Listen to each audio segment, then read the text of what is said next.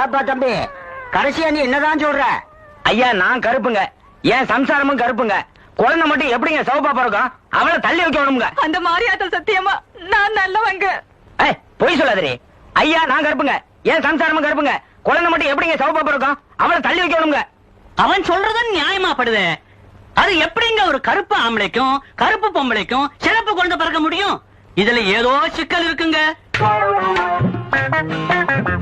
தலைவரே, இங்க இருக்க உங்க உத்தரவோட நான் ஒரு நல்ல நியாயம் சொல்லலாமா?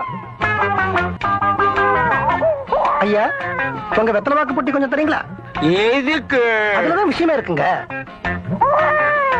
பச்சையப்பா ஐயா, உனக்கு வெத்தலை வாக்கு போடுற பழக்கம் உண்டா? உண்டுங்க. போட. பெரியவங்க எல்லாம் இருக்காங்க, அவங்க முன்னாடி நான் எப்படிங்க வெத்தலை பாக்கு போடுறது? உன்னோட பொஞ்சாதி சமாச்சாரமே பஞ்சாயத்துக்கு வந்தாச்சு. அப்புறம் என்னப்பா மரியாதை? போடுப்பா. சரிங்க, போடு.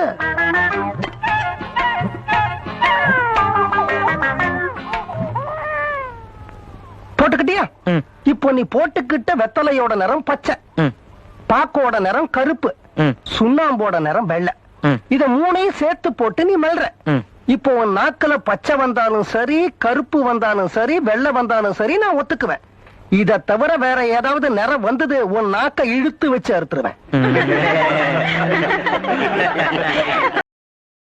Download ShareChat.